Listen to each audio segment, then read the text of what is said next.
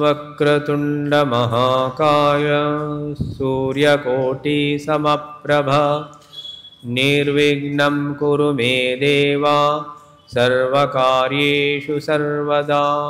ओम श्री महागणपतये नमः। बुद्धिर्बलं यशोधैर्यं निर्भयत्वं अरोगता अजाड्यं वाक्पटुत्वं च हनुमत्स्मरणात् भवेत्। सरस्वती नमस्तुभ्यं वरदे कामरूपिणी विद्यारम्भं करिष्यामि सिद्धिर्भवतु मे सदा।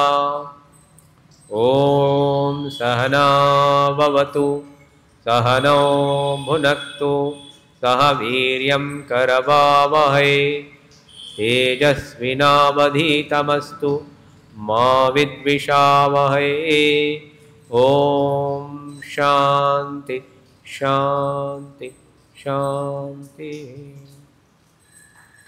अखण्डमण्डलाकारं व्याप्तं येन चराचरं तत्पदं दर्शितं येन तस्मै श्रीगुरवे नमः। गुरुर्ब्रह्मा गुरुर्विष्णुः गुरुर्देवो महेश्वरः गुरुरेव परं ब्रह्म तस्मै श्रीगुरवे नमः। चिन्मयं व्यापि यत्सर्वं त्रैलोक्यं सचराचरं तत्पदं दर्शितं येन तस्मै श्रीगुरवे नमः।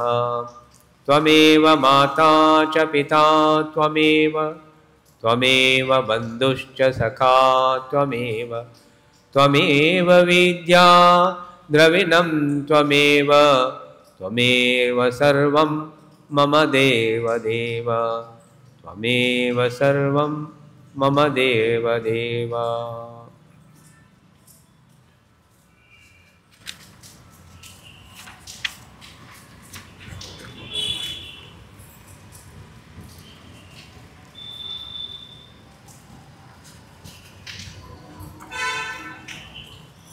భజన అందరూ పలకండి.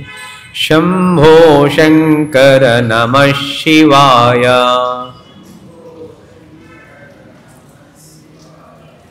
శంభో శంకర నమః శివాయ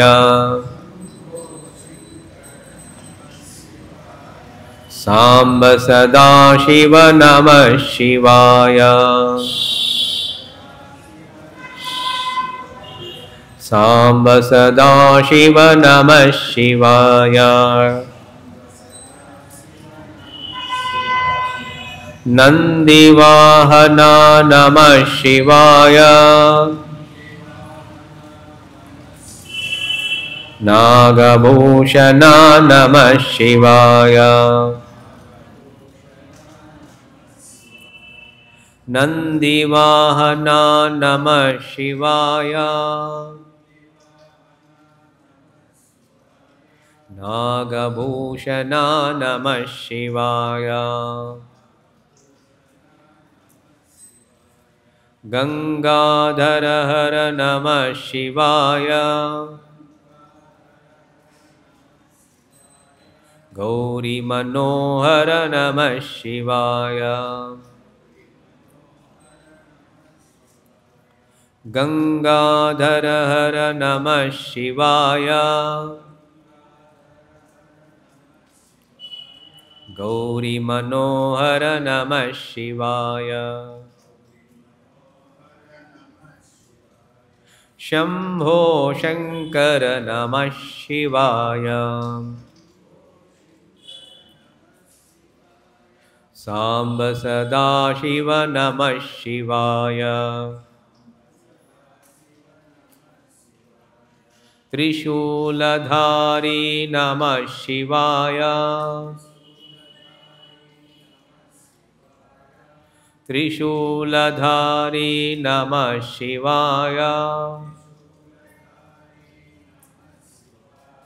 त्रिनेत्रपाला नमः शिवाय। त्रिनेत्रपाला नमः शिवाय।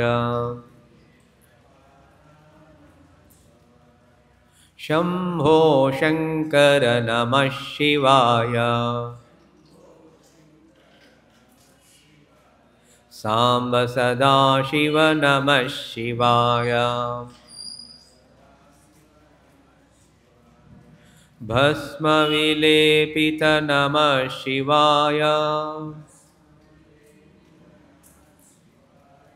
भवभयनाशक नमः शिवाय। भस्म विलेपित नमः शिवाय। भवभयनाशक नमः शिवाय। शम्भो शङ्कर नमः शिवाय। साम्ब सदाशिव नमः शिवाय। सामगानप्रिय नमः शिवाय। कैलासाधिप नमः शिवाय। सामगानप्रिय नमः शिवाय। कैलासाधिप नमः शिवाय। हर हर शङ्कर नमः शिवाय। मृत्युञ्जय शिव नमः शिवाय। हर हर शङ्कर नमः शिवाय।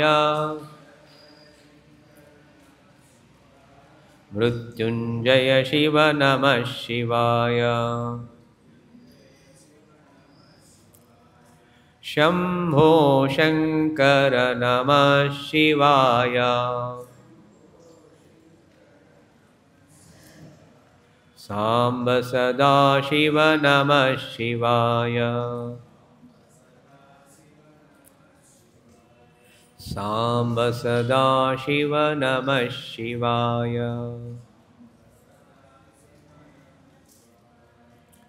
हर हर नमः पार्वती पतये।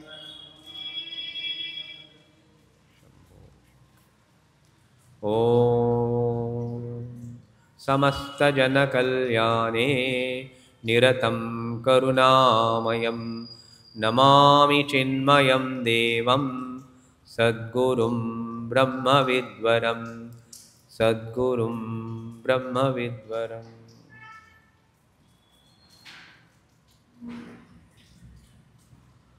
गीता ध्यानम अंदरू पलकंడి। ओम पार्थाय प्रतिबोधितां भगवता नारायणेन स्वयं व्यासेन ग्रथितां पुराणमुनिना मध्ये महाभारतम् अद्वैतामृतवर्षिणी भगवती अष्टादशाध्यायिनी अम्ब त्वाम् अनुसन्दधामि। भगवद्गीते भवद्वेषिणी नमोऽस्तु ते व्यासविशालबुद्धे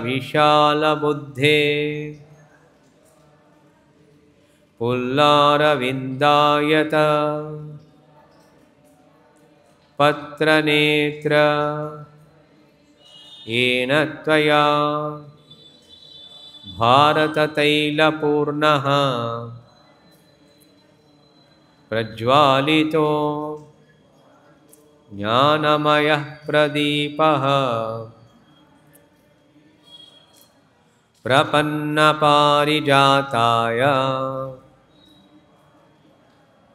स्तोत्रवेत्रैकपाणये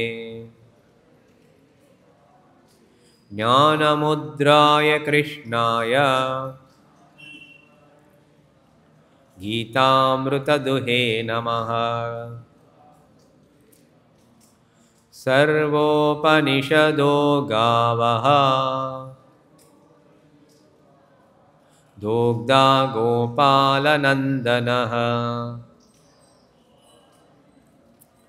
पार्थो वत्सः सुधीर्भोक्ता दुग्धं गीतामृतं महत्। वसुदेवसुतं देवं कंसचाणूरमर्दनं देवकी परमानन्दं कृष्णं वन्दे जगद्गुरुं। कृष्णं वन्दे जगद्गुरुम्। ॐ श्री परमात्मने नमः। श्रीमद्भगवद्गीता अथ पंचदशोऽध्यायः।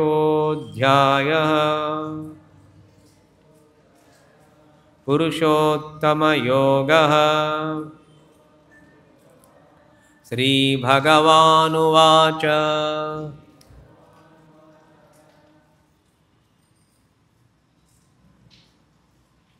ఎనిమిదవ శ్లోకం చూడండి. శరీరం యదవాప్నోతి యచ్చాప్యుత్క్రామతీశ్వరః గృహీత్వైతాని సంయాతి వాయుర్గంధాని వాశయాత్ శ్రోత్రం చక్షుస్పర్శనం చ రసనం గ్రానమేవ చ అధిష్ఠాయ మనశ్చాయం విషయానుపసేవతే ఉత్క్రామంతం స్థితం వాపి భుంజానం వా గుణాన్వితం విమూఢానానుపశ్యంతి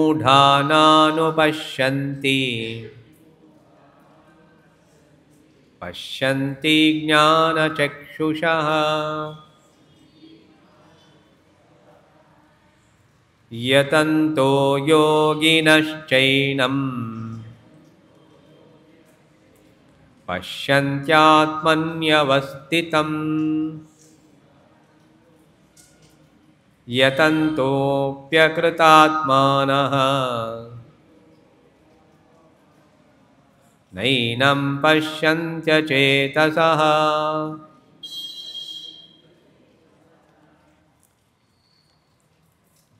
న తద్భాసయతే సూర్యః న శశాంకో న పావకః యద్గత్వా న నివర్తంతే తద్ధామ పరమం మమ. ఈ మానవ జన్మలో మనం ఏం చేయాలి అంటే భగవంతుని చేరుకోవాలి. పరమాత్మను చేరుకుంటే మళ్ళీ తిరిగి జన్మ ఉండదు అని భగవంతుడే చెప్తున్నారు. ఆ పదాన్ని సూర్యుడు చంద్రుడు అగ్ని వెలిగించదు. ఎక్కడికి వెళ్తే మరలా తిరిగి రారు. అదే నా పరమధామం అంటున్నారు. మళ్ళీ తిరిగి రాము. ఏ లోకానికి వెళ్ళినా మళ్ళీ తిరిగి వస్తాం. పుణ్యం చేసుకుంటే పై లోకాలు, పాపం చేసుకుంటే కింది లోకాలు. పాపము పుణ్యము సరిగ్గా సమానంగా ఉంటే మళ్ళీ మనుష్య జన్మ వస్తుంది. ఇలా ఎన్ని జన్మలైనాయి? కొన్ని కోట్ల జన్మలు అయిపోయినాయి. మళ్ళీ జన్మించాము. మళ్ళీ కోరికలు ఉంటే మళ్ళీ ఇంకో జన్మ వస్తుంది. ఇంకా కోరిక తీరలేదు కాబట్టి మళ్ళీ ఇంకో జన్మ వస్తుంది. కాబట్టి అన్ని కోరికలు వదిలేయమన్నారు భగవంతుడు. అధ్యాత్మ నిత్య వినివృత్త కామాహ అని 5వ శ్లోకంలో చెప్పారు. అన్ని కోరికలు ఎవరైతే వదిలేస్తారో వారికి మోక్షం అంటే భగవంతుని చేరుకుంటారు. మళ్ళీ జన్మ అంటూ ఉండదు. ఈ సంసారము, దుఃఖము, బాధలు ఏమి ఉండవు. ఇంకా పరమాత్మలో పరమానందంగా ఉంటాము. మళ్ళీ జన్మ అంటూ ఉండదు. మమైవాంశో జీవలోకే జీవభూత సనాతన మన షష్టానింద్రియాన్ని ప్రకృతిస్థాని కరుషతి. మరి ఈ జీవుడెవరు అంటే నా యొక్క అంశ అని భగవంతుడు అంటున్నారు. సనాతనమైన అంశే ఈ జీవలోకంలో జీవుడిగా మారింది. సరే, ఈ జీవుడు ఎవరు అంటే భగవంతునిలో అంశ. సముద్రంలో ఎన్నో అలలు ఉంటాయి. ఒక అల వచ్చింది, ఆ అల సముద్రానికంటే వేరు కాదు, సముద్రంలో ఒక భాగమే, అంశనే. ఒక చిన్న బుడగ ఉంది. ఎన్ని బుడగలు ఉన్నాయి? కొన్ని కోటాను కోట్ల బుడగలు ఉన్నాయి. ఈ బుడగ కూడా చిన్న ఒక బుడగ ఉందనుకోండి, అది కూడా ఆ సముద్రంలో ఒక అంశ. అలాగే మనం కూడా చిన్న జీవుడు, అనేకానేక కోటాను కోట్ల జీవులలో ఒక జీవుడు. ఇవన్నీ కూడా ఆ భగవంతుని యొక్క అంశలే. ప్రకృతి నుండి మనస్సుతో కూడిన 6 ఇంద్రియాలను ఆకర్షిస్తుంది. కాబట్టి 6 ఇంద్రియాలు అంటే ఈ కంటితో రూపాలు చూస్తూ ఉంటాం, టీవీలు, సినిమాలు, ఇవన్నీ. తర్వాత అంటే శబ్దము, రూపము. సెల్ ఫోన్ అయితే 3 ఇంద్రియాలు, శబ్దము, రూపము, స్పర్శ. మధ్య మధ్య పానీయం సమర్పయామి అంటే తినడం కూడా నాలుకతో రుచులు. సో అలాగా ఈ ఇంద్రియాలతో పూర్తి జీవితం విషయభోగాలనే గడిపేస్తాడు. ఆత్మ ఏమిటో, పరమాత్మ అంటే తెలియదు. కాబట్టి ఆ పరమాత్మ తత్వాన్ని తెలుసుకోవాలి. ఇప్పుడు ఏమైనాడు? ఆకర్షణలో పడిపోయినాడు. శరీరం యదవాప్నోతి యచ్చాప్యుత్క్రామతీశ్వర గృహీత్వైతాని సంయాతి వాయుర్గంధాని వాషయాత్. ఈశ్వరుడు శరీరాన్ని పొందినప్పుడు, విడిచినప్పుడు వాయుపూలలోంచి వాసన పోయే విధంగా ఈ 6ంటిని తీసుకొని ప్రయాణిస్తాడు. జీవుడు ప్రయాణిస్తున్నాడు. ఎలాగా? 6ంటిని. ఏమిటి? శ్రోత్రం చక్షు స్పర్శనంచ రసనం గ్రాణమేవచ అధిష్ఠాయ మనశ్చాయం విషయానుపసేవతే. అంటే చెవి, కన్ను, చర్మము, నాలుక, ముక్కు, మనస్సు, వీటిని అధిష్ఠించి జీవుడు విషయాలని అనుభవిస్తాడు. అంటే మనకు పంచ జ్ఞానేంద్రియాలు ఉన్నాయి. కంటితో రూపాలు చూస్తూ అనుభవిస్తుంటాడు ఈ జీవుడు. చెవితో వింటూ ఉంటాడు శబ్దాలు, చర్మంతో స్పర్శ, నాలుకతో రుచులు, ఇలా ముక్కుతో వాసన, మనసుతో భావనలు. ఇలా జీవుడు విషయాలని అనుభవిస్తూ ఉన్నాడు. సో ఇలాగా అండ్ ప్రయాణం ఎలా చేస్తాడు అంటే, ఈ వాయువు మనకి ఇక్కడ ఉన్నాము మందిరంలో, ఏదైనా అగరబత్తి ఉంది, ఆ సువాసన అంతా మన దగ్గరికి వచ్చింది. ఎలా వస్తుంది అంటే ఆ వాయువు అక్కడి నుంచి ఇంతవరకు మనకు తీసుకొని వచ్చేది. ఇంట్లో ఉన్నారు, ఒక గార్డెన్ ఉందనుకోండి, గులాబీ పూల తోట ఉందనుకోండి, మన ఇంట్లో ఉన్నాం, ఆ గులాబీ తోట బయట ఉంది, కానీ సువాసన మనకు వస్తుంది, సుగంధం. ఎలా వచ్చిందంటే వాయువు తీసుకొని వచ్చింది. అలాగే ఈ జీవుడు కూడా ఈ ఇంద్రియాలను తీసుకొని ప్రయాణిస్తాడు అని చెప్తున్నారు. అంటే ఈ శరీరం వదిలినప్పుడు ఈ కన్ను వెళ్ళదు, కన్ను ఇక్కడే ఉంటుంది, చెవి అన్నీ ఇక్కడనే ఉంటాయి, శరీరం అక్కడే ఉంటుంది. చనిపోయాడు. ఎవరు పోయాడు? ఈ జీవుడు పోయినాడు, సూక్ష్మ జీవం పోయి.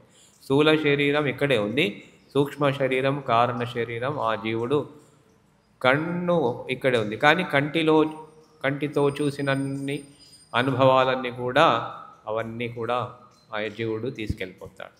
చెవితో శబ్దాలు విన్నాం, అవన్నీ కూడా ఉంటాయి. అంటే ఇప్పుడు ఈ భగవద్గీత వింటున్నాం కాబట్టి, చాలాసార్లు విన్నారు, ఆ భగవద్గీత జ్ఞానం ఉంది కాబట్టి మళ్ళీ వచ్చే జన్మలో చిన్నప్పటి నుంచి భగవద్గీత మొదలు పెడతారు. లేదా సినిమాలు, సీరియళ్ళు అవన్నీ చూస్తే అవన్నీ వస్తాయి, మళ్ళీ వచ్చే జన్మలో అవే చిన్నప్పటి నుంచి అవే ఉంటాయి. ఏది మనము అందుకే సత్సంగం, అందుకే భగవద్గీత చదువుతూ ఉంటే ఈ జన్మలో మోక్షం రాకపోతే మళ్ళీ వచ్చే జన్మలో మళ్ళీ చిన్నప్పటి నుంచి భగవద్గీత మొదలు పెడతాం అన్నట్టు. ఉత్క్రామంతం సితం వాపి భుంజానం వా గుణాన్వితం విమూఢానాను పశ్యంతి పశ్యంతి జ్ఞానచక్షుషః. శరీరం నుండి నిష్క్రమించేటప్పుడు కానీ, శరీరంలో ఉన్నప్పుడు కానీ, భోగిస్తున్నప్పుడు కానీ, గుణాలతో ఉన్నప్పుడు కానీ విమూఢులు ఇవన్నీ చూడరు. విశ్వేశ్వరుడు ఎక్కడున్నాడు? విశ్వమంతా ఆయనే ఉన్నాడు. ఈశావాస్యమిదం సర్వం అన్న ఉపనిషద్, ఈశావాస్య ఉపనిషద్. కాబట్టి భగవంతుడు కూడా అన్నాడు వాసుదేవం సర్వం ఇతి. బహూనాం జన్మనాం అంతే జ్ఞానవాన్ మాం ప్రపద్యతే వాసుదేవ సర్వమితి స మహాత్మా సుదుర్లభ. భగవంతుడే అని చెప్తున్నారు. అందరికీ అంతటా పరమాత్ముడు ఉన్నా అందరు దర్శించారు. ఉన్నారు, పరమాత్ముడు ఉన్నారు, అంతటా ఉన్నాడు. మన లోపట బయట అంతటా ఉన్నాడు. గాలి ఎలా వ్యాపించింది? అమెరికాలో కూడా గాలి ఉంది, జపాన్లో కూడా గాలి ఉంది. అందరూ ఒకటే గాలి పిలుస్తున్నారు, ఒకటే భూమి మీద ఉన్నారు. అలాగే పరమాత్ముడు కూడా అందరిలో ఒకటే, ఆయన ఒక్కడే ఉన్నాడు, అంతటా వ్యాపించి ఉన్నాడు. కానీ అందరూ దర్శిస్తున్నారా అంటే దర్శించడం లేదు. శరీరం నుండి నిష్క్రమించేటప్పుడు దర్శించడం లేదు, శరీరంలో ఉన్నప్పుడు కానీ దర్శించడం లేదు, భోగిస్తున్నప్పుడు కానీ దర్శించడం లేదు, గుణాలతో ఉన్నప్పుడు కానీ దర్శించట్లేదు, సత్వగుణం రజోగుణం తమోగుణంలో ఉన్నప్పుడు కానీ ఎవరు?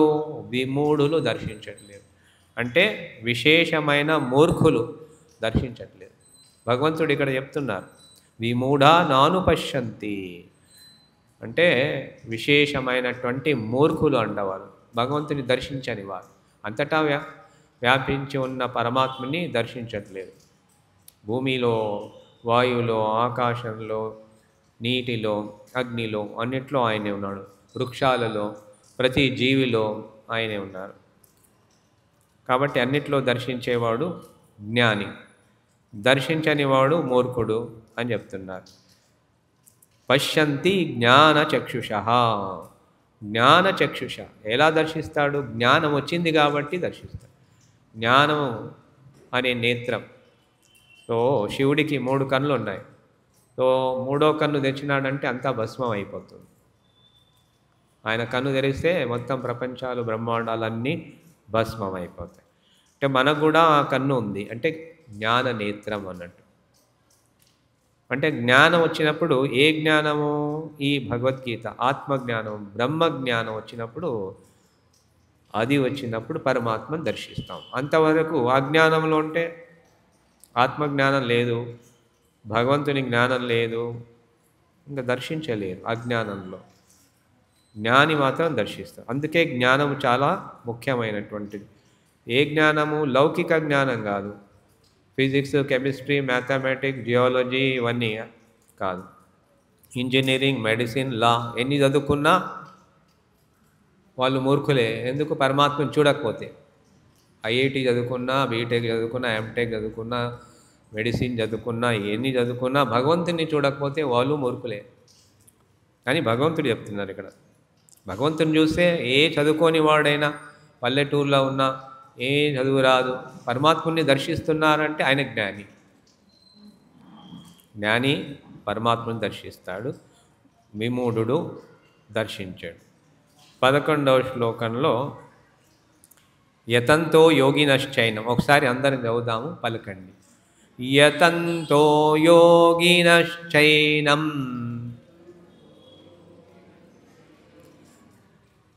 పశ్యంత్యాత్మన్యవస్థితం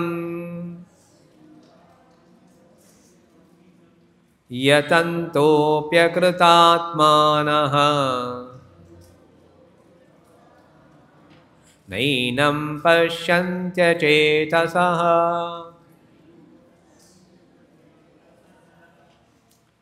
యతంతో యోగినశ్చైనం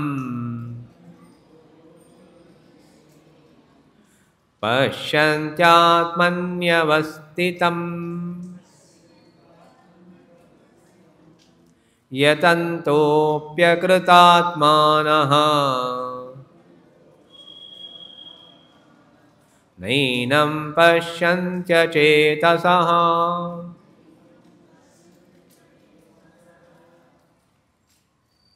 యతంతో యోగినశ్చైనం పశ్యంత్యాత్మన్యవస్థితం యతంతోప్యకృతాత్మానః నైనం పశ్యంత్యచేతసః. సో భగవంతుడు ఉన్నాడా? ఉన్నాడు. ఎక్కడున్నాడు? మన లోపట బయట అంతటా ఆయనే ఉన్నాడు. వాయువు ఎలా ఉందో అలాగా. అయితే సాధన చేసే యోగులు తమ ఆత్మలో ఉన్న భగవన్ అంశాన్ని చూడగలరు. ఎవరు చూస్తారు? ఈ అజ్ఞాని, ఎంత అజ్ఞాని అయినా ఆయన కూడా సాధన చేసుకో, ఎంత మూర్ఖుడైనా ఎంత మహాపాపి అయినా భగవంతుని దగ్గరికి వచ్చి ఈ జ్ఞానాన్ని నేర్చుకుంటే ఆయన కూడా చూస్తాడు. ఎందుకంటే అంతటా ఆయనే ఉన్నాడు కాబట్టి. ఈయన చూడట్లేదు అంతే. కాబట్టి జ్ఞానం వస్తే అప్పుడు చూడవచ్చు, లేకపోతే చూడలేరు. ఇప్పుడు 3D సినిమా ఉంది, ఆ కళ్ళజోడు పెట్టుకుంటేనే కనబడుతుంది, లేకపోతే కనబడదు. సినిమా ఉందా లేదా? ఉంది. మరి ఎందుకు కనబడతలేదు మీకు? ఆ కళ్ళజోడు లేదు, 3D సినిమా. అలాగే పరమాత్ముడు ఉన్నాడా లేడా? ఉన్నాడు. ఎందుకు కనబడట్లేదు? జ్ఞానం లేదు. జ్ఞానం రావాలంటే గురువు దగ్గర ఇది ఆత్మజ్ఞానం బ్రహ్మజ్ఞానం నేర్చుకుంటే ఆ మూడో కన్ను తెరుస్తాం మనం కూడా, అంటే జ్ఞాన నేత్రం. అప్పుడు మనకు అంతా పరమాత్ముడే కనబడతాడు. ఎక్కడ చూసినా పరమాత్ముడు, అందరిలో పరమాత్ముడే. మాతృదేవో భవ, పితృదేవో భవ, ఆచార్యదేవో భవ, అతిథిదేవో భవ అన్నారు ఉపనిషత్తు. భగవంతుడు ఎక్కడ చూడాలి మొట్టమొదట అంటే తల్లిలో మాతృదేవో భవ, తర్వాత తండ్రిలో పితృదేవో భవ, తర్వాత ఈ అబ్బాయి కానీ అమ్మాయి కానీ ఎక్కడ వెళ్తారు? స్కూల్కి వెళ్తారు, విద్యాలయం. స్కూల్కి వెళ్ళగానే అక్కడ ఎవరు ఉంటారు? టీచర్స్ ఉంటారు. మొట్టమొదట తల్లి, తర్వాత తండ్రి, తర్వాత ఆచార్య దేవు. టీచర్స్ అందరూ పరమాత్మ స్వరూపులే. అందుకే ఈ పిల్లలందరూ కూడా భగవంతుడిగా చూడాలి. ఆచార్య దేవో భవ. ఇంకా ఆ పిల్లలు ఇంకెక్కడ ఉంటారు? మళ్ళీ ఇంటికి వస్తారు స్కూల్ నుంచి. అప్పుడు అతిథి వస్తారు, అతిథులు. అప్పుడు అతిథులను చూస్తాడు. ప్రపంచం తెలియదు పిల్లలకి. అమ్మ నాన్న టీచరు, ఇంటికి ఎవరైనా వస్తే వాళ్ళని చూస్తాడు. కాబట్టి అతిథి దేవో భవ అన్నారు. తైత్తిరీయోపనిషత్తులో ఇది ఉంది. తైత్తిరీయోపనిషత్తులో ఉంది. ఈ మాతృదేవో భవ, పితృదేవో భవ, ఆచార్య దేవో భవ, అతిథి దేవో భవ. సో అతిథి దేవో భవకి సాక్షాత్తు శ్రీకృష్ణ భగవానుడే ఉదాహరణ ఇచ్చారు అందరికీ. ఎప్పుడు? సుధామ అక్కడికి వెళ్ళినప్పుడు, ద్వారకకు వెళ్తాడు కదా, వాళ్ళ భార్య చెప్తుంది, చాలా బీద వాళ్ళు ఉంటారు, తినడానికే తిండి ఉండదు, 4-5 కొడుకులు ఉంటారు, సంతానం. బ్రాహ్మణుడు భిక్ష అడుగుతాడు, ఒకరోజు భిక్ష దొరకదు, అలాగే ఉండిపోతారు. ఒక్కొక్క రోజు దొరుకుతుంది, ఒక్కొక్క రోజు దొరకదు. రే భార్య అంటుంది, మీ మిత్రుడు శ్రీకృష్ణుడే కదా సాక్షాత్తు, ఎందుకు అడగరు అంటే, ఈయన భక్తుడు, ఆయన కోరికే లేదు, ఎప్పుడు కృష్ణ కృష్ణ కృష్ణ పూజలు చేసుకుంటూనే ఉంటాడు, ఆయన చింతనే లేదు. వెళ్ళమంటే సరే అని అటుకులు కట్టిస్తే తీసుకొని వెళ్ళిపోతాడు. పోయిన తర్వాత అక్కడ నడుచుకుంటూ వెళ్తాడు. అన్నీ చినిగిపోయిన వస్త్రాలు ఉంటాయి. తర్వాత అక్కడ సెక్యూరిటీ గార్డ్ ఉంటారు. అక్కడ ఎవరు కావాలి, ఎక్కడికి వెళ్ళాలి అంటే, శ్రీకృష్ణుడిని కలవాలి అంటే, ఎవరు ఆయన? నాకు మిత్రుడు అంటాడు, బాల్యమిత్రుడు అంటే. వాళ్ళు నవ్వుతారు, అది చూసి వెళ్ళు అంటారు. అంటే సరే ఎవరో దూరం నుంచి చూస్తారు, ఇంకో ఆయన సెక్యూరిటీ చూసి వచ్చే దగ్గరికి చేయండి ఏంటి అంటే, నేను ఇలా మిత్రుడిని అంటే, సరే అని అతను వెళ్ళి అడుగుతాను, ఇక్కడే ఉండండి, వెళ్ళి చెప్తారు. లోపలికి చాలా దూరం ఉంటుంది. అక్కడ అందరూ సేవ చేస్తుంటారు, భార్యలందరూ సేవ చేస్తారు, 8 భార్యలు సేవ చేస్తుంటారు. కృష్ణుడు అలా కూర్చొని ఉంటాడు. మీ సైనికుడు వెళ్ళి చెప్తాడు అన్నట్టు, ఇలా ఒక అతను వచ్చాడు, మీ మిత్రుడు అంటున్నాడు అంటే, ఎవరు పేరు ఏంటంటే సుధామా అనగానే ఇంకా అలాగే పరిగెట్టుకుంటూ వస్తాడు. పరిగెట్టుకుంటూ వచ్చి ఆయన తీసుకొని లోపలికి తీసుకెళ్తాడు. అందరూ మరి పూలేస్తారు, ఆయనకి పాదాలకి పూజ చేసి స్వాగతం పలుకుతారు. మరి ఆయన సింహాసనం మీద సుధామను కూర్చోబెడతాడు. ఎవరు ఈయన? అనంతకోటి బ్రహ్మాండ నాయకుడు. అన్ని బ్రహ్మాండాలు సృష్టించిన అతను. ఎన్ని బ్రహ్మాండాలు? అనంతకోటి బ్రహ్మాండాలు సృష్టించిన అతను భగవంతుడు. ఆ సింహాసనం మీద సుధామను కూర్చోబెడతాడు. కృష్ణుడు కింద కూర్చుంటాడు. భగవంతుడే సాక్షాత్తు కింద కూర్చొని ఆయన కాలు ఉడుగుతాడు. భగవంతుడే అతిథి దేవో భవ. ఎందుకు చేశాడైనా అంటే మన అందరికి ఒక ఉదాహరణ అన్నట్టు. మనం కూడా అలా అతిథి వస్తే దేవునిగా చూడాలి. సో మాతృదేవో భవ, పితృదేవో భవ, ఆచార్య దేవో భవ. ఆచార్యుడు కూడా భగవంతుడే, అతిథి భగవంతుడు. సో అలా జ్ఞాని మాత్రం చూస్తాడు. జ్ఞానం వచ్చింది కాబట్టి ఇప్పుడు అందరినీ చూస్తాడు. ఎక్కడున్నాడు? అందరిలో ఉన్నాడు.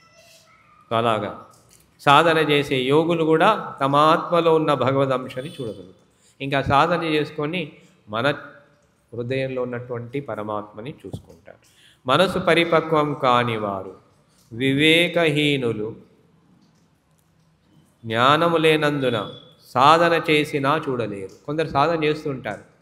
జపాలు చేయొచ్చు, తపాలు చేయొచ్చు, హోమాలు చేయొచ్చు, పూజలు చేయొచ్చు, అన్నీ చేస్తూ ఉంటారు. కానీ భగవంతుని అంతటా దర్శించలేరు.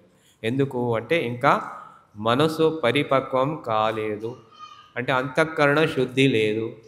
కామ, క్రోధ, లోభ, మద, మోహ, మాత్సర్యాలు అన్నీ ఉన్నాయి. అంతఃకరణ శుద్ధి, ఈర్ష్య, ద్వేషాలు ఇవన్నీ ఉన్నాయి. కాబట్టి అలాంటి వారికి దర్శనం లేదు. కాబట్టి అన్నీ మనస్సు అద్దం మీద దుమ్ము ఉందనుకోండి, దుమ్ము అంతా తీసేస్తేనే ముఖం కనబడుతుంది. దుమ్ము ఉంటే ముఖం కనబడుతుందా? కనబడదు. అలాగే మనలో అశుద్ధి ఉందనుకోండి, ఈర్ష, ద్వేషము, కోపము, కామము, లోభము ఇవన్నీ ఉంటే పరమాత్ముడు కనబడడు. అవన్నీ తొలగించుకున్న వారికి క్రోధము, కామము, లోభము, ఈర్ష, ద్వేషాలు అన్నీ తొలగిస్తే అప్పుడు కనబడతారు. మనసు పరిపక్వం కానివారు, వివేకహీనులు, వివేకం లేనివారు, వాళ్ళకు కూడా దర్శనం కాదు. సరైన జ్ఞానం లేనందున సాధన చేసినా చూడలేరు. కొందరు సాధన చేస్తూనే ఉంటారు. ఎన్ని సంవత్సరాలు అయితే మేము సాధన చేస్తున్నాము, మరి పరమాత్ముడిని దర్శించలేకపోతున్నాము. ఎందుకు అంటే అంతఃకరణ శుద్ధి లేదు, మనశుద్ధి ఉండాలన్నట్టు. అద్దం మీద దుమ్ము ఉంటే దుమ్మును తీస్తేనే మన ముఖం కనబడుతుంది. 12వ శ్లోకం చూడండి అందరూ. యదాదిత్యగతం తేజః జగద్భాసయతేఖిలం యచ్చంద్రమసి యచ్చాగ్నౌ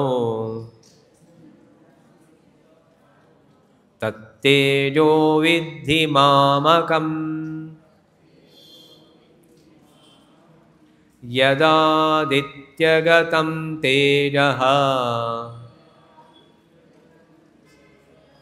జగద్భాసయతేఖిలం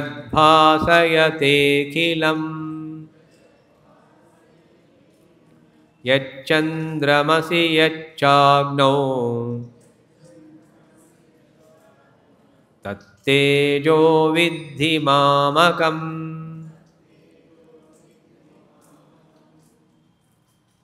సరే, భగవంతుడు ఎక్కడున్నాడు చెప్తున్నారు. యదాదిత్యగతం తేజః జగద్భాసయతేఖిలం యచ్చంద్రమసి యచ్చాగ్నౌ తత్తేజో విద్ధి మామకం. ఈ జగత్తు అంతటినీ వెలిగించే సూర్యుడిలో ఎక్కడున్నాడు అంటే మనం పొద్దున్నే లేస్తాం. మొట్టమొదట ఎందుకు లేస్తున్నాము అంటే ఉదయమైంది, సూర్యోదయమైంది కాబట్టి మనకు సూర్యుని యొక్క వెలుతుల్లో అన్నీ మనం దర్శిస్తున్నాం. సూర్యుడు రాగానే లేస్తున్నాం. కాబట్టి మొట్టమొదట సూర్యునిలో ఉన్న తేజస్సు ఎవరిది? నాదే. కాబట్టి సూర్య నమస్కారాలు చేయాలి. భగవంతుడు ఎక్కడున్నాడు? సూర్యునిలో ఉన్నాడు.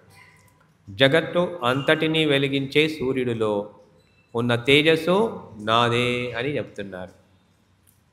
సో మనకి ఈ ఒక్క సూర్యుడు కనబడుతున్నాడు, కానీ నక్షత్రాలు కూడా సూర్యుడిలే. అవి చాలా దూరం ఉన్నాయి కాబట్టి అవి చిన్నగా కనబడుతున్నాయి. అనేక నక్షత్రాలు అవి కూడా సూర్యుడిలే. ఒకసారి శ్రీకృష్ణ పరమాత్మ చిన్నప్పుడు ఈ దూడలను తీసుకొని అందరూ గోపబాలురు బలరాముడు ఆ రోజు రాలేదు. సో ఈ గోపబాలులతో వెళ్ళాడు. వెళ్ళేసి వాళ్ళ తల్లులు అన్నీ కూడా లంచ్ బాక్స్ ప్రిపేర్ చేసి పంపించారు. వెళ్ళిన తర్వాత మధ్యాహ్నం అయిపోయింది. ఓ చెట్టు కింద కూర్చున్నారు. అందరూ రౌండ్గా కూర్చున్నారు. గోపబాలులు, కృష్ణుడు కూడా కూర్చున్నారు. ఇంకా అందరూ తింటూ ఉన్నారు. మధ్యాహ్నం భోజనం చేస్తున్నారు. ఒకరు తెచ్చుకున్నది ఇంకొకరికి ఇస్తూ ఉన్నారు. కృష్ణుడు కూడా ఇచ్చాడు. యశోదమ్మ కట్టించింది అందరికీ. వాళ్ళు షేరింగ్. ఇప్పుడు మనం షేరింగ్ చేసేది ఏమిటి? లైక్ షేరింగ్ వాట్సాప్లో షేరింగ్. సో అలాగా కాకుండా నిజమైనటువంటి షేరింగ్ ఉండాలి, ఇతరులకి ఇవ్వాలి. సో అలాగా షేర్ చేసుకున్నారు, తింటున్నారు, భోజనం అయిపోయింది. అలాగా దూడలు ఎక్కడో వెళ్ళిపోయినాయి. సో అంతా అయిపోయింది. ఒక గొప్ప బాలుడు వెళ్ళాడు చూడ్డానికి, ఎక్కడ వెళ్ళి దూడలని ఎక్కడ చూసినా కనబడలేదు. అలా తిరిగి వచ్చాడు. కృష్ణ కృష్ణ, ఈ దూడలు కనబడట్లేదు, ఎక్కడ వెళ్ళిపోయాడు అంటే, నువ్వు ఇక్కడ కూర్చో, నేను వెళ్తాను. కృష్ణ భగవానుడు వెళ్ళాడు. వెళ్ళేసి వెతుకుతా ఉన్నాడు. ఎక్కడా కనబడట్లేదు. అటు వెళ్ళాడు లేదో. ఏమైంది అంటే బ్రహ్మదేవుడు మాయం చేసేసినాడు. బ్రహ్మదేవుడు చూశాడు, ఈ కృష్ణుడు ఎంత, ఎవరు ఈ పరమాత్ముడా అని పరీక్ష పెట్టడానికి ఆయన చేశాడు. ఆయన మాయం చేసేసి, కృష్ణుడు అని అంట భగవంతుడు అంట అని పరీక్ష పెడుతున్నాడు అన్నట్టు. ఈయనెవరు, కృష్ణుడు భగవంతుడా అని దూడలు అన్నక్కడ మాయం చేసేసినాడు. ఈ కృష్ణుడు అటు వెళ్ళగానే ఈ గోపబాలుడు కూడా మాయమైపోయినారు. అంటే బ్రహ్మలోకాన్ని తీసుకెళ్ళిపోయినాడు. కృష్ణుడు వచ్చాడు. వచ్చి చూశాడు, ఇక్కడ ఎవరు లేరు. అక్కడ దూడలు వెళ్ళిపోయినాయి, ఇక్కడ వీళ్ళు వెళ్ళిపోయినారు. ఎవరు కృష్ణుడు? చిన్ని పిల్లవాడు, సాక్షాత్ భగవంతుడు ఆయన. కాబట్టి కళ్ళు మూసుకొని చూశాడు, ఎవరు ఈ పని చేసింది అని. బ్రహ్మదేవుడు చేశాడా? ఓకే సరే అని. కృష్ణుడు ఎవరు? సాక్షాత్తు బ్రహ్మమే, పరమాత్ముడే, భగవంతుడే. బ్రహ్మదేవుడిని కూడా సృష్టించింది ఆయన్నే. కాబట్టి ఆయన ఏం చేశాడు, భగవంతుడు ఏం చేశాడంటే గోపబాలురుగా మారిపోయినాడు.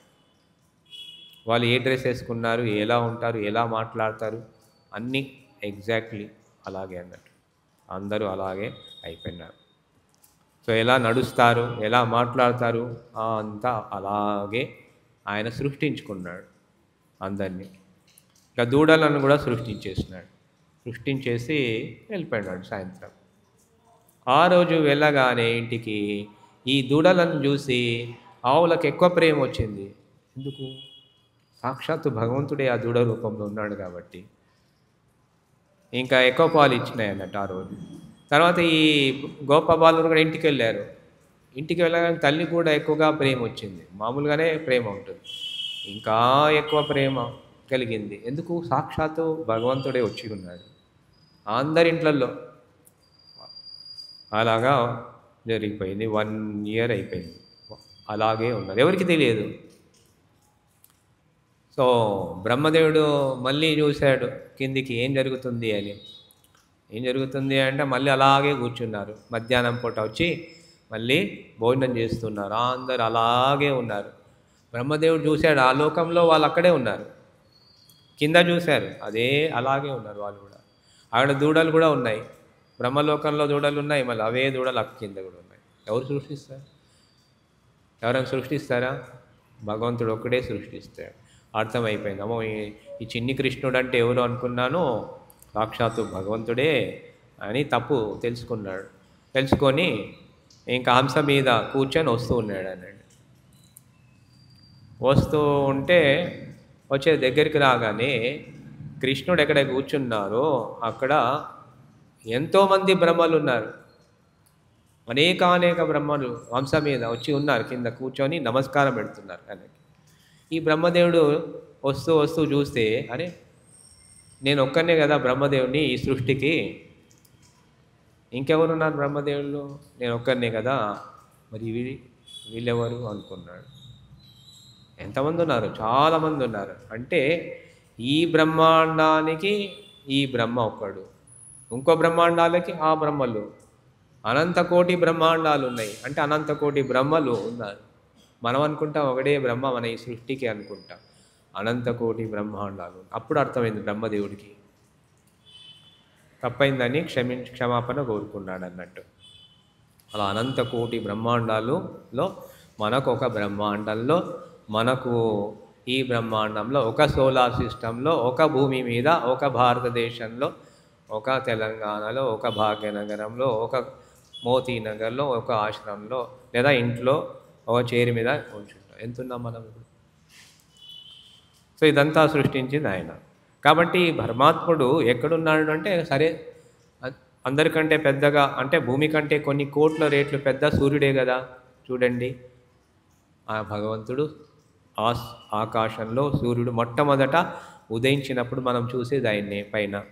సో ఆ తేజస్సు నాదే అన్నారు కాబట్టి స్నానం చేసిన తర్వాత మొట్టమొదట సూర్య నమస్కారం చేయాలి.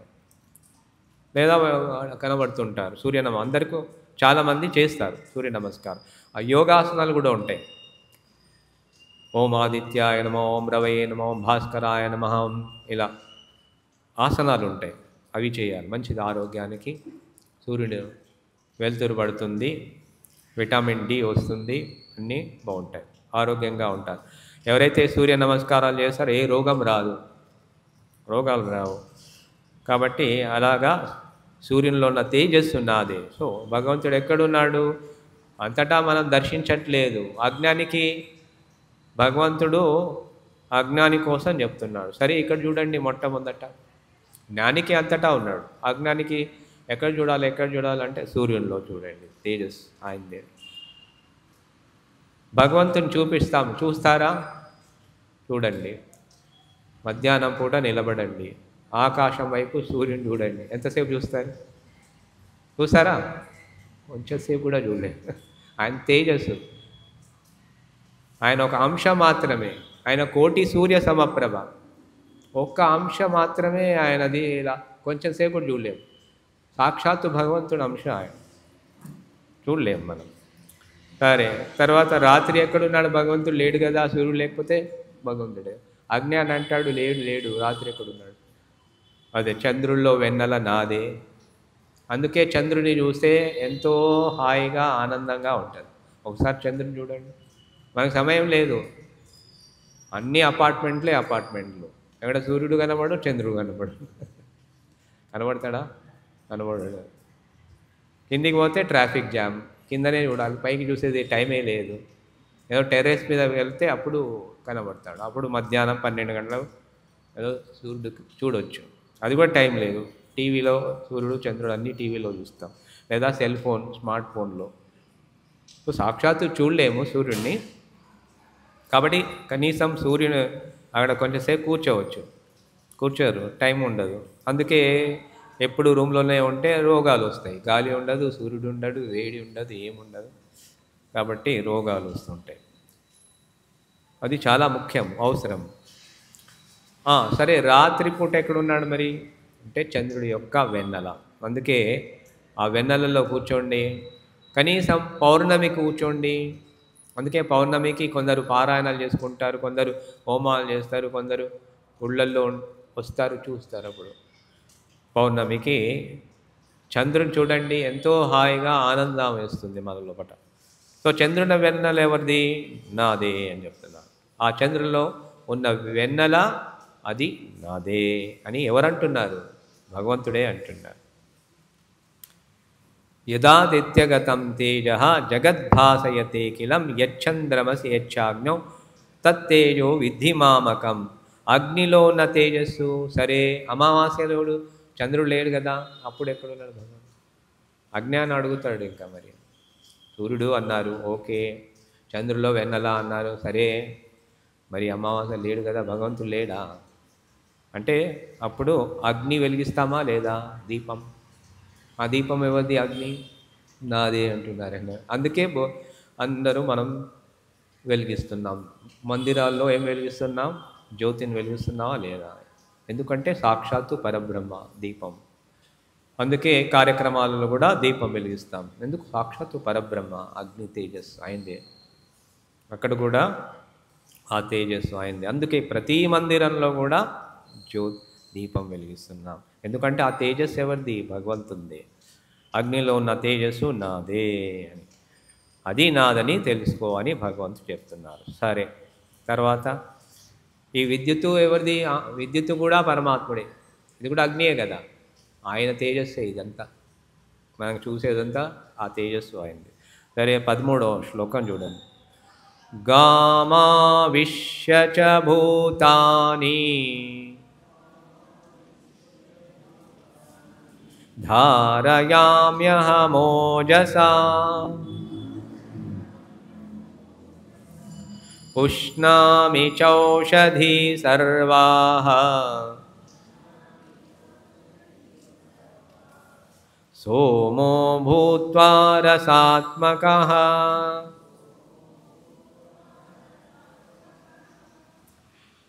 కొంచెం గట్టిగా చదవండి అందరూ. 13వ శ్లోకం. అందరి దగ్గర పుస్తకాలు ఉన్నాయి కదా. గామావిశ్య చ భూతాని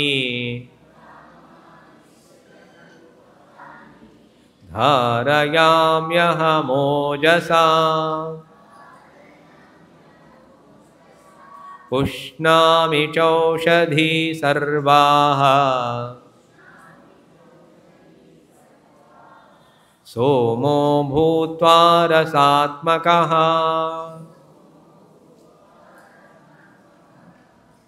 గామావిశ్య చ భూతాని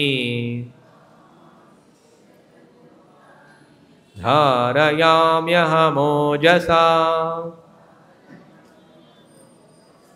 పుష్ణామి చౌషధీ సర్వాః సోమో భూత్వా రసాత్మకః. సరే, భగవంతుడు ఎక్కడున్నాడు? ఆ సూర్యుని యొక్క తేజస్సులో నాదే అన్నారు. చంద్రుల్లో వెన్నెల నాదే అన్నారు. తర్వాత అగ్నిలో ఉన్న తేజస్సు నాది.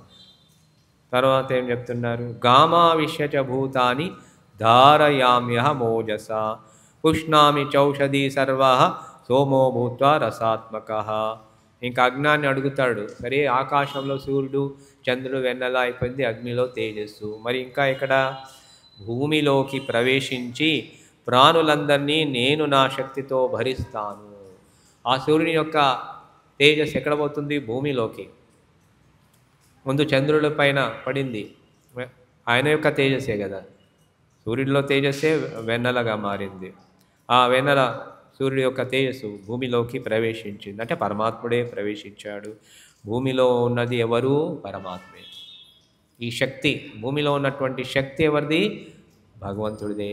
ఇప్పుడు తిరుగుతుందా లేదా? మనందరం ప్రయాణం చేస్తున్నా లేదా? ఎక్కడ? బస్సా, ట్రైనా, విమానమా? ఎక్కడ? ఈ భూమి 24 గంటలు ప్రయాణం మంది. 24x7x365 రోజులు జీవితాంతం ప్రయాణమే. పుట్టినప్పుడు ఈ స్టేషన్, పుట్టినప్పుడు ఆ స్టేషన్, బర్త్ అనే స్టేషన్ మీద ఎక్కామన్నట్టు.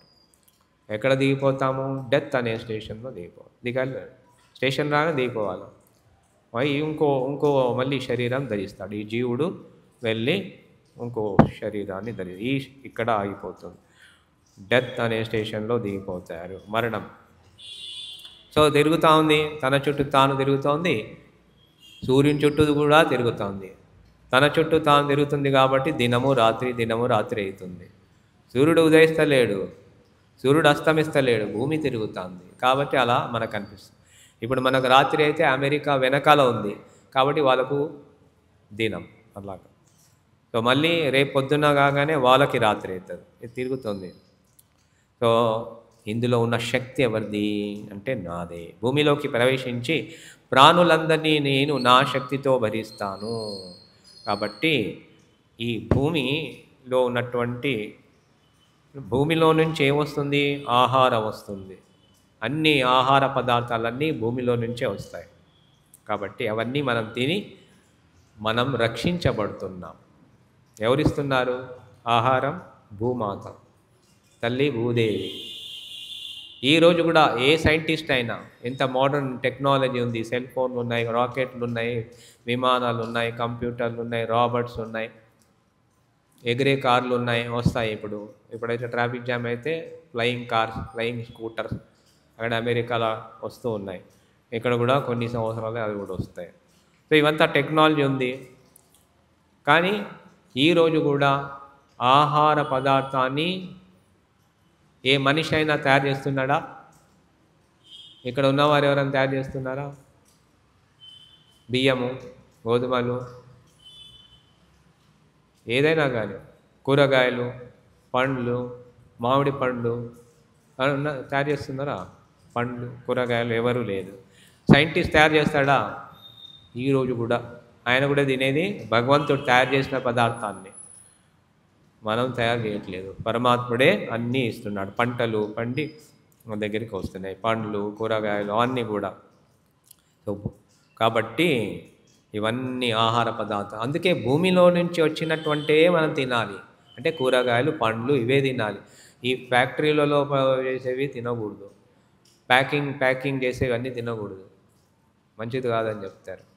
ఈ భూమిలో నుంచి వచ్చి తినండి. అవన్నీ ఫ్యాక్టరీలో వచ్చేటువంటివి ప్యాకింగ్ చేసి 6 నెలల తర్వాత 7 నెలల తర్వాత అవి తింటే రోగాలు వస్తాయి. ఫ్రెష్ అయినటువంటి భూమిలో నుంచి ఉన్నటువంటి కూరగాయలు, పండ్లు తింటే ఆరోగ్యంగా ఉంటాం. సో అది భూమిలోకి ప్రవేశించి ప్రాణులందరినీ నేను నా శక్తితో భరిస్తాను. ఆ శక్తి ఇందులోకి వచ్చేస్తుంది. ఆహార పదార్థాల్లో పరమాత్ముడి శక్తి వస్తుంది. ఆహార పదార్థాలు మనం తింటున్నాం, మనకు శక్తి వస్తుంది. అంటే పరమాత్ముడి యొక్క శక్తి మనకు వస్తుంది. ప్రాణులందరినీ నేను నా శక్తితో భరిస్తాను అన్నారు. ఇంకా రసాత్మకుడైన చంద్రుని ఔషధులన్నింటికీ పుష్టినిస్తాను. సో ఆ వెన్నెల ద్వారా కూడా రాత్రిపూట వెన్నెల పడుతూ ఉంది కదా, ఆహార పదార్థాల మీద, పంటల మీద, ఆ ఆహార పదార్థాల మీద, కూరగాయలు కానీ పండ్లు కానీ, అందులో ఈ చంద్రుడి యొక్క వెన్నెల అక్కడ ప్రవేశించి ఆ శక్తి అంటే వెన్నెల ఎవరు? పరమాత్ముడి శక్తి. అందులో ప్రవేశించింది ఎవరు? పరమాత్ముడి యొక్క శక్తి. అందుకే విత్తనాలు నాటేవాళ్ళు సూర్యుల్లో కానీ చంద్రుల్లో వెన్నెల పెట్టి విత్తనాలు నాటుతారు. సో అలాగా శక్తి ఎక్కువ వస్తుందని. సో ఇంకా రసాత్మకమైన చంద్రుని ఔషధులన్నింటికీ పుష్టినిస్తాను. కాబట్టి ఎక్కడున్నాడు పరమాత్ముడు? ఇప్పుడు అందులో భూమిలో ఉన్నాడు. ఈ ఆహార పదార్థాలు అన్నిట్లో పరమాత్ముడే ఉన్నాడు. టమాటా కానీ, ఆలు కానీ, ఏదైనా కానీ అన్నిట్లో ఆ శక్తి పరమాత్ముడి శక్తి. కూరగాయలు కానీ పండ్లు కానీ తినే ఆయన శక్తియే మనలోకి ప్రవేశిస్తుంది. మనం తింటాం, మనం ఆహారం తీసుకుంటాం. సరే, నెక్స్ట్ 14వ శ్లోకం చూడండి. అహం వైశ్వానరో భూత్వా ప్రాణినాం దేహమాశ్రితః ప్రాణాపానసమాయుక్తః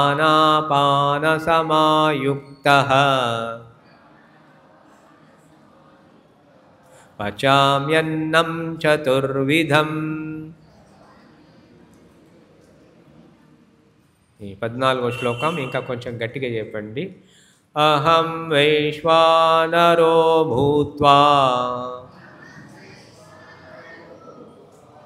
ప్రాణినాం దేహమాశ్రితః ప్రాణాపానసమాయుక్తః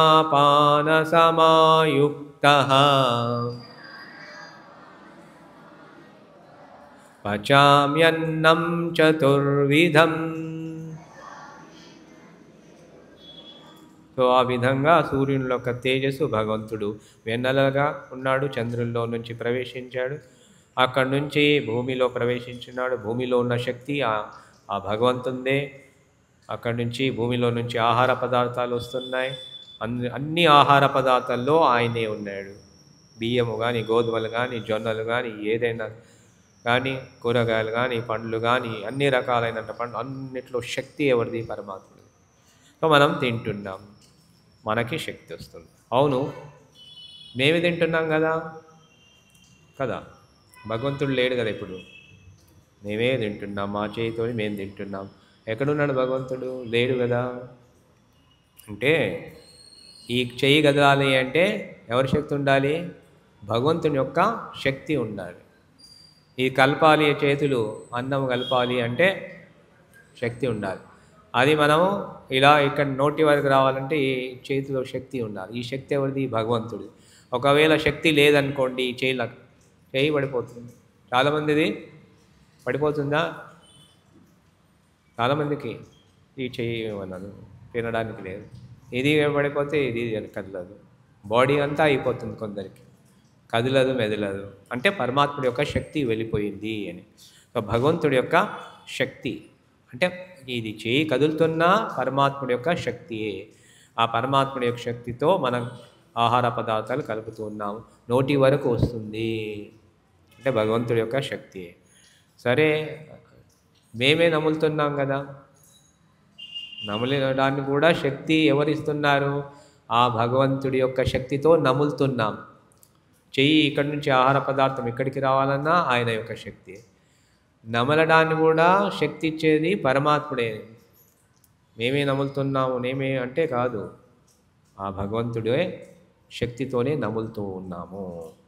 కొందరికి పడిపోతుంది ఇక్కడ కదా, పారాలిటిక్ అటాక్ అయిందంటే నోరు కదలదు మెదలదు,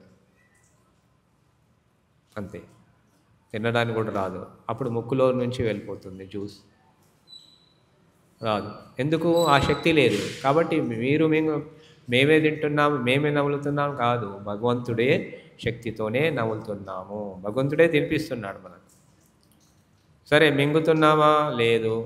మేమే మింగుతున్నాం కదా? లేదు లేదు, భగవంతుడే తీసుకెళ్తున్నాడు. ఇక్కడ 2 పైపులు ఉంటాయి, గొంతు దగ్గర 2 పైపులు ఉంటాయి అన్నట్టు.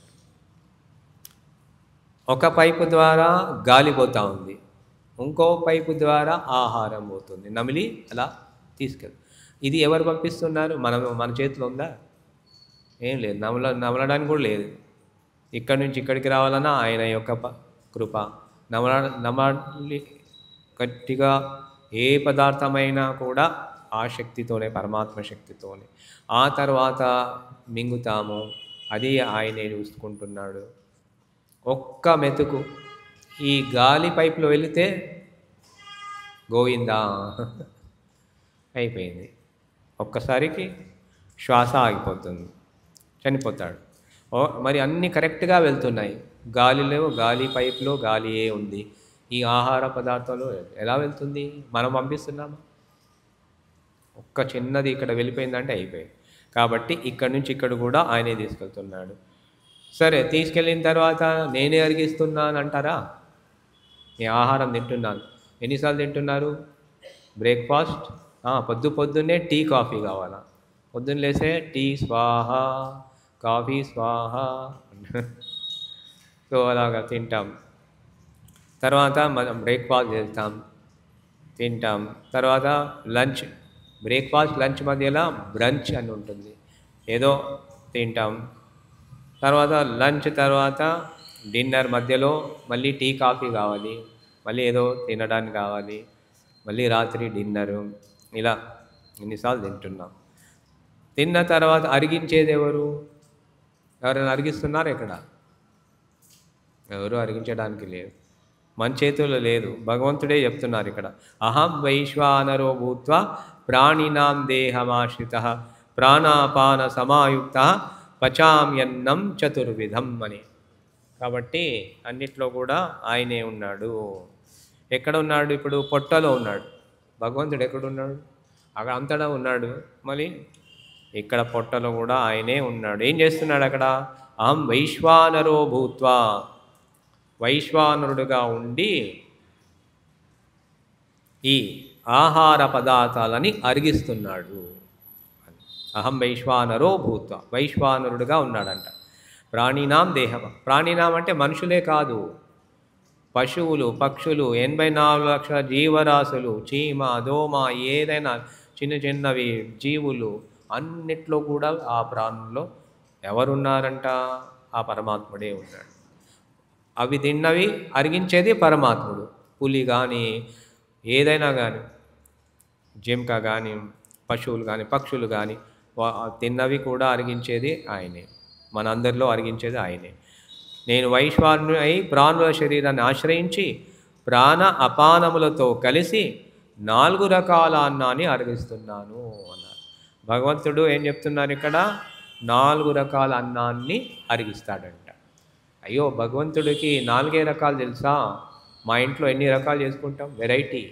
365 రోజులు 365 వెరైటీలు చేస్తాను. ఇడ్లీ, దోశ, కాఫీ, అన్నము, అది ఇది ఏదో రకరకాలైనటువంటి వంటకాలు చేస్తాం. ఛప్పన్ భోగ్ అని ఉంటుంది. జగన్నాథ్పురిలో ఛప్పన్ భోగ్ పెడతారు. అంటే 56 రకాల వంటకాలు భగవంతునికి సమర్పిస్తారు రోజు, ప్రతిరోజు. అలా ద్వారకలో, మథురలో కృష్ణునికి 56 రకాల వంటకాలు ఉంటాయి. మరి మేము కూడా ఇన్ని రకాలు చేస్తాం కదా. ఇప్పుడు వివాహం, పెళ్ళికి వెళ్తారు మీరు, డిన్నర్ పార్టీకి, వివాహం పార్టీకి వెళ్తారు. అక్కడ ఎన్ని రకాలు ఉంటాయి? అన్నము ఉంటుంది, రైస్ ఉంటుంది, పప్పు ఉంటుంది, సాంబారు, రసము, పచ్చళ్ళు అన్నీ ఉంటాయి, పాపడ్లు ఉంటాయి. ఇంకోవైపు వెళ్తే బిర్యానీ ఉంటుంది, వెజిటేబుల్ బిర్యానీ. ఇంకా అటు వెళ్తే పూరి ఉంటుంది, ఇంకో రోటీలు ఉంటాయి, ఇంకో చోట వెళ్తే పానీపూరి ఉంటుంది, ఇంకో చోట వెళ్తే ఐస్ క్రీమ్ ఉంటుంది. ఉంటాయా లేదా? ఉంటాయా? ఇప్పుడు అన్నీ అలా పెట్టేస్తున్నారు, అన్నీ పెట్టేస్తున్నాం, ఇన్ని రకాలు పెడుతున్నాం. కానీ భగవంతుడు ఏమంటున్నారంటే అన్నీ 4 రకాలే. అంటే నమిలేటివి, కొరికేటివి, జుర్రేటివి, తాగేటివి, అంతే. ఇవే 4 రకాలు. నమిలి తింటాం, అన్నము నమిలి తింటాం అలాగా. తర్వాత జ్యూస్ తాగుతాం, తాగేటివి. జుర్రేటివి, మామిడి పండు జురుకొని తింటాం. చట్నీలు నాకేవిటివి, ఇలా నాకుతాం కదా, ఆవకాయ అవి ఇవి నాకి తినేటివి. నిమ్మకాయ పచ్చడి, ఆవకాయ పచ్చడి నాకి తింటాం. సో కొరికేటివి, నాకేటివి, జుర్రేటివి, మింగేటివి, ఇవన్నీ కూడా 4 రకాలైనటువంటి ఆహారాన్ని నేనే అరిగిస్తున్నాను. ఏ ఆహార పదార్థమైనా కూడా లోపల పొట్టలో ఎవరున్నారు? ఇప్పుడు భగవంతుడు వైశ్వానరుడుగా ఉండి అరిగిస్తున్నాను అంటున్నాడు. భగవంతుడు ఎక్కడున్నాడు అంటే ఎక్కడ లేడు. లేని చోటే లేదు. ఇందుగలడందు లేడని సందేహము వలదు, చక్రి సర్వోపగతండు ఎందెందు వెతికినా అందందుగలడు దానవాగ్రని వింటే. ఉన్నాడు. సరే, ఇంకా అయిపోయింది. తర్వాత 15వ శ్లోకం చూడండి ఒకసారి. 15వ శ్లోకం చూడండి అందరూ. సర్వస్య చాహం హృది సన్నివిష్టః మత్తస్మృతి జ్ఞానమపోహనంచ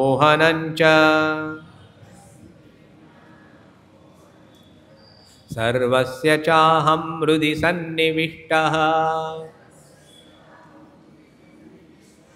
మత్తస్మృతి జ్ఞానమపోహనం చ వేదైశ్చ సర్వైరహమేవ వేద్యః వేదాంతకృద్వేద విదేవ చాహం. ఇంకా ఎక్కడున్నాడు భగవంతుడు చెప్తున్నారు. సర్వస్య చాహం హృది సన్నివిష్టః మత్తస్మృతి జ్ఞానమపోహనం చ. ఇంకా నేను అందరి హృదయాలలో ప్రవేశించి ఉన్నాను అంటున్నారు. ఇంకెక్కడున్నాడంట భగవంతుడు? మన హృదయంలో ఉన్నటువంటిది పరమాత్ముడే. అందరి హృదయాలలో అంటే మనుషులే కాదు, అన్ని ప్రాణులు, చీమైనా, దోమైనా, పులి అయినా, జింక అయినా, పక్షులైనా, అన్ని జీవులలో ఎవరున్నారు? భగవంతుడే. అందరి హృదయాలలో ప్రవేశించి ఉన్నాను. సో మన హృదయాల్లో కూడా భగవంతుడే ఉన్నాడు. సో నా నుండే జ్ఞాపకము, జ్ఞానము, మార్పు కలుగుతాయి. మన జ్ఞానం ఉంది. ఎలా ఉంది? భగవంతుడి దయ. భగవంతుడి దయ లేకపోతే జ్ఞానం లేదు. ఎన్ని చదువుకున్నా, ఐఐటి చదువుకున్నాం, ఇంజనీరింగ్, మెడిసిన్ అంతా జ్ఞానం ఉంది. మర్చిపోతే డాక్టర్ అన్నీ మర్చిపోతే ఇంకా డాక్టర్ ఆయన డాక్టర్కి ఏమైనా అయిపోయింది అనుకోండి, అయిపోయి అన్నీ మర్చిపోయినాడు, ఇంకేమో మెడిసిన్ రాసిస్తాడా? రాసి. ఎవరి కృప ఉండాలి? భగవంతుని యొక్క కృప ఉండాలి. ఏ నాలెడ్జ్, ఏ జ్ఞానమైనా, ఇంజనీరింగ్ అయినా, మెడిసిన్ అయినా, లా అయినా, ఏదైనా కూడా ఆధ్యాత్మిక జ్ఞానమైనా మనకు గుర్తుంది అంటే భగవంతుని కృప అంతే. మర్చిపోతే ఏం చేస్తారు? వేదాలు నేర్చుకున్న 4 వేదాలన్నీ శంకరాచార్యుల వాళ్ళు 8 సంవత్సరాలప్పుడే అన్నీ నేర్చేసుకున్నారు 4 వేదాలు. మనము పెద్దగా అయినాము, ఇంత చాలామందికి తెలియదు వేదము, కనీసం ఒక వేదం చదవలేదు. కనీసం వేదాంత సారమన్న చదువుకోవాలి. ఉపనిషత్ సారమైనటువంటి భగవద్గీత అన్న చదువుకోవాలి. సో అలాగా జ్ఞాపకం ఉంది అంటే భగవంతుడి యొక్క కృప మాత్రమే. ఆయన లేకపోతే మర్చిపోతారు. జ్ఞానము కానీ, జ్ఞాపకం కానీ, మరుపు కానీ, మర్చిపోవడం కూడా భగవంతుని కృప. ఏదో జరిగింది దుర్ఘటన, మర్చిపోతే మంచిది, అది భగవంతుడు చేస్తాడు మర్చిపోయేటట్టు. మర్చిపోయే గుర్తుపెట్టుకుంటే రాత్రికి సమస్యలన్నీ నిద్రనే రాదు. మర్చిపోతున్నామా లేదా? మర్చిపోయి పడుకుంటాం, అయిపోయింది. పడుకున్న తర్వాత ఏమీ లేదు, సంసారం లేదు, ప్రపంచంలో ఎవరు లేరు. మనసు లేకపోతే ప్రపంచమే లేదు, మనసే ప్రపంచం. పొద్దున్న లేసే మనసు వచ్చింది, ప్రపంచం వచ్చింది. నిద్రా సమాధి స్థితి అని భగవాన్ ఆదిశంకరాచార్యులు చెప్తారు. నిద్రా సమాధి స్థితి. సమాధి, నిద్రలో ఏముంది? ఎవరున్నారు? భర్త, భార్య, పిల్లలు, సంసారం ఏమీ లేదు, అంతే. టెంపరరీ డెత్, టెంపరరీ మరణం. పొద్దున్న లేస్తామో లేదో తెలియదు, లేచామా భగవంతుడి ధన్యవాదాలు చెప్పాలి, అంతేనా?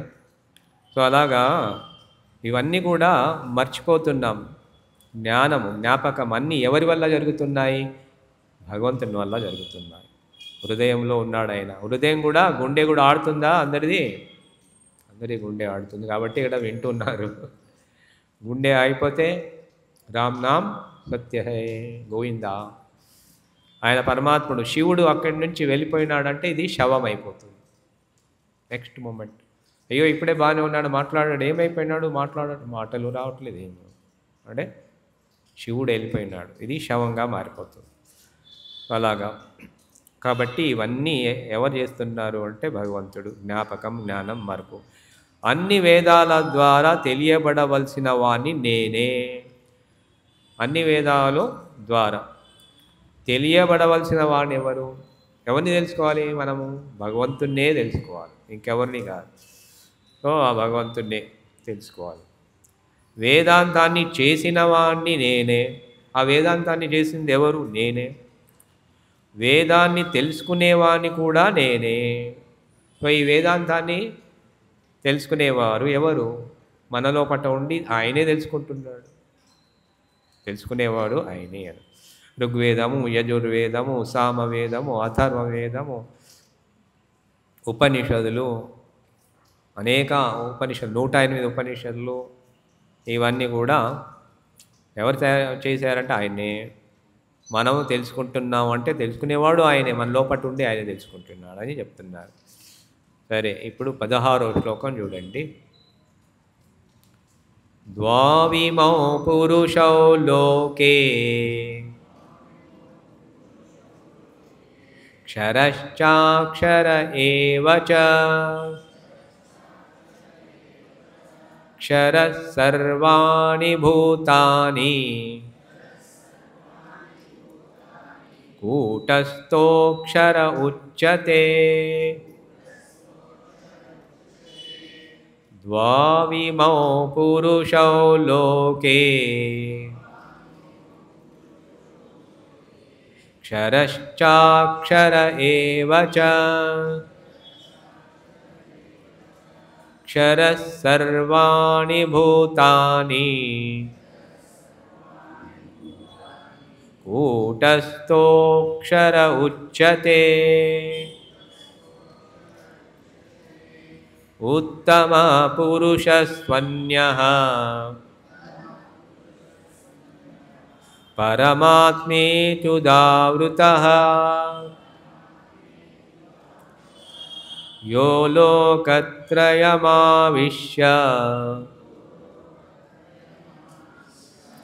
బిభత్యవ్యయ ఈశ్వరః. ఉత్తమ పురుషస్త్వన్యః परमात्मेत्युदावृतः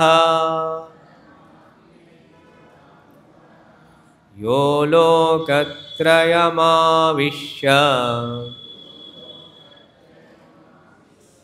निबध्यव्यय ईश्वरः यस्मात्क्षरमतीतोऽहम् अक्षरादपि चोत्तमः अतोऽस्मि लोके वेदे च प्रतितः पुरुषोत्तमः यस्मात्क्षरमतीतोऽहम् अक्षरादपि चोत्तमः अतोऽस्मि लोके वेदे च प्रतितः पुरुषोत्तमः यो मामेवमसम्मूढः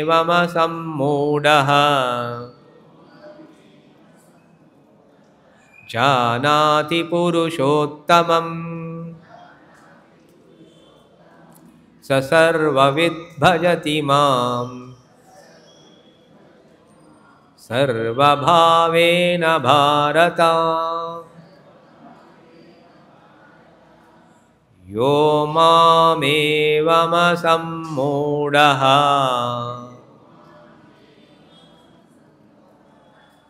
जानाति पुरुषोत्तमम् स सर्वविद् भजति मां सर्वभावेन भारत इति गुह्यतमं शास्त्रम् इदमुक्तं मया नघ एतद्बुद्ध्वा बुद्धिमान् स्यात् कृतकृत्यश्च भारत इति गुह्यतमं शास्त्रम् इदमुक्तं मया नघ एतद्बुद्ध्वा बुद्धिमान् स्यात् कृतकृत्यश्च भारत ॐ तत्सत् इति श्रीमद्भगवद्गीतासु उपनिषत्सु ब्रह्मविद्यायां योगशास्त्रे श्रीकृष्णार्जुनसंवादे पुरुषोत्तमयोगो नाम पंचदशोऽध्यायः।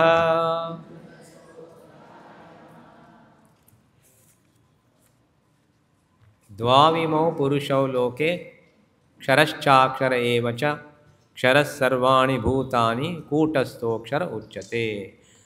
సో భగవంతుడు ఎక్కడున్నాడు అంటే అంతటా ఆయనే ఉన్నాడు, ఆయన ఒక్కడే ఉన్నాడు, ఆయన కంటే వేరు ఎవరూ లేరు అని నేను అనేది అహంకారం. అది వెళ్ళిపోవాలంటే అది మనకు ఆయనకి అహంకారాన్ని ఇచ్చేయాలి. కర్మయోగంలో ఇతరులకి సేవ చేస్తున్నప్పుడు అహంకారం తగ్గిపోతుంది, భక్తిలో ఆయనకు సమర్పించుకున్నప్పుడు అహంకారం ఓడిపోతుంది, జ్ఞానంలో అహం బ్రహ్మాస్మి అంటాము, నేనే పరమాత్మ, అంతటా వ్యాపించి ఉన్నటువంటిది ఆ చైతన్యమే నేను. అహంకారం లేదు, అక్కడ ఆత్మే ఉంది కాబట్టి. సో ఇది కర్మయోగం, భక్తి యోగం, జ్ఞానయోగం. సో ద్వావిమో పురుషౌ లోకే క్షరశ్చాక్షరేవ చ క్షర సర్వాణి భూతాని కూటస్థోక్షర ఉచ్యతే. లోకంలో క్షరుడు అక్షరుడు అని ఇద్దరు పురుషులు ఉన్నారు. అన్ని ప్రాణులు క్షరమైనవి, కూటస్థుని అక్షరుడు అంటారు. క్షరుడు అంటే నశించిపోయేది, ఏదైనా ప్రపంచంలో నశించిపోయేటన్నీ కూడా క్షరం. ఈ శరీరం కూడా నశించిపోతుంది. ఇది ప్రాణం వెళ్ళగానే ఇది కాల్ చేస్తారు, పంచమహాభూతాలలో కలిసిపోతుంది. అక్షరుడు అంటే నశించకుండా ఉంటుంది. జీవుడు అనుకోండి, అన్ని ప్రాణులు క్షరమైనవి. కూటస్థుని అక్షరుడు అంటారు. అరే ఉత్తమ పురుషస్వన్య పరమాత్మేతు దావృత యోలోకత్రయమావిష్య విభత్యవ్య ఈశ్వర. ఉత్తమ పురుషుడు వేరే ఉన్నాడు, అతన్ని పరమాత్మ అంటారు. ఎలాగంటే సముద్రం ఉందనుకోండి, సముద్రంలో ఒక అల ఉంది, అలలు ఉన్నాయి. ఈ అల ఒకటి సరే కొంచెంసేపు వచ్చింది, అలా వెళ్ళిపోయింది. కానీ సముద్రం ఒకటి ఉంది కదా, ఈ రెండు ఉన్నాయి, క్షరము అక్షరము. కానీ ఈ రెండు కూడా ఒకటే. అందులో ఉన్నటువంటి నీరును చూస్తే సముద్రం లేదు, వాళ్ళ లేదు. నీటి దృష్టితో చూస్తే సముద్రం ఉందా, నామరూపాలే అవన్నీ. నామరూపాలు లేకపోతే నీటి దృష్టితో చూడండి, నీరు మాత్రమే ఉంది. అలాగే ఆ ఉత్తమ పురుషుడు వేరే ఉన్నాడు అంటే అంతటా ఉన్నవాడు ఆ పరమాత్మ తత్వము. అతన్ని పరమాత్మ అంటాడు, ఆయనే పరమాత్మ. నాశనం లేని ఈశ్వరుడు మూడు లోకాలలో ప్రవేశించి వాటిని భరిస్తాడు. ఈ మూడు లోకాలలో ఉండేది ఆ పరమాత్మే. పై లోకాలలో కింది లోకాలలో ఉండేది అంతే. జాగ్రత్త స్వప్న సుషుప్తిలో ఉండేది ఆయనే. జాగ్రత్త అవస్థ, స్వప్నావస్థ, సుషుప్తి అవస్థ. తర్వాత ధ్యానంలో తురియావస్థకి మనం వెళ్తాం. ఆ చైతన్యము, ఆ దానికి ఆధారము చైతన్యమే. కాబట్టి అంతటా ఉన్నది ఆ పరమాత్ముడే, ఈశ్వరుడే. యస్మాత్ క్షరమతీతోహం అక్షరాద్ విచోత్తమ అతోస్మి లోకే వేదే చ ప్రతిత పురుషోత్తమ. నేను క్షరానికి అతీతుణ్ణి మరియు అక్షరుడి కన్నా కూడా ఉత్తముణ్ణి కాబట్టి లోకంలోనూ వేదంలోనూ పురుషోత్తముడిగా కీర్తింపబడుతున్నాను. కాబట్టి ఆయన ఎవరు? పురుషోత్తముడు అన్నారు. అందుకే యోమామేవమ సమ్ముడ జానాతి పురుషోత్తమం సర్వవిద్భయతి మాం సర్వభావేన భారత. భారత అంటే అర్జున, పురుషోత్తముడైన నన్ను ఈ విధంగా ఏ జ్ఞాని తెలుసుకుంటాడో, అంటే సర్వము వ్యాపించినటువంటి ఆ పరమాత్మతత్వాన్ని ఎవరు తెలుసుకుంటాడో అతడు సర్వము తెలిసిన వాడై అన్ని విధాలుగా నన్ను సేవిస్తాడు. అందుకే ఆత్మజ్ఞానం బ్రహ్మజ్ఞానమే జ్ఞానం. ఇది వచ్చిందంటే అన్నీ తెలిసినట్టే. ఎన్ని చదువులు చదువుకున్నా బయట ఐఐటీలు కానీ మెడిసిన్ కానీ ఇలా కానీ, ఇది చదువుకోకపోతే ఇంకా ఏమీ తెలియనట్టే అతనికి. ఎందుకంటే ఈ జ్ఞానం లేదు, బ్రహ్మజ్ఞానం లేదు. కాబట్టి అజ్ఞాని అతను. సో ఈ జ్ఞాని ఏ చదువుకోకుండా, రమణ మహర్షి ఏ చదువుకున్నాడు? ఏం చదువుకోలేదు. భగవాన్ రమణ మహర్షి అంటారు. తపోన్మహారాజు ఎక్కడ వెళ్ళలేదు, ఇంట్లో చదువుకున్నారు ఆయన. అలా మహాజ్ఞాని తపోన్మహారాజు. చిన్మయానంద గురువు గారు సౌమ్య కాశీష స్తోత్రం రాశారు, గంగా స్తోత్రం రాశారు. ఇలా సౌమ్య కాశీష స్తోత్రం, గంగా స్తోత్రం, బద్రీనాథ స్తోత్రం రాశారు. ఉత్తర కాశీలో ఉండేవారు ఎక్కువగా. అలాగా జ్ఞాని, సర్వము తెలిసినవాడు జ్ఞాని. ఇది గూయతమం శాస్త్రం ఇదముక్తం మయానగా ఏతద్బుద్ధ్వా బుద్ధిమాన్ స్యాత్ కృతకృత్యశ్చ భారత. ఓ భారత అంటే అర్జున, ఇలా అర్జున అంటే ఎవరు అర్జునులు? మనందరం అర్జునులమే. భగవంతుడు అర్జునుడికే కాదు, మానవులందరికీ చెప్తున్నారు. మహాభారత యుద్ధం ఎక్కడ జరుగుతుంది? మన మనసులోనే. 100 మంది కౌరవులు ఉన్నారు, 5 పాండవులు ఉన్నారు. పాండవులు అంటే మంచి గుణాలు అందరిలో ఉన్నాయా?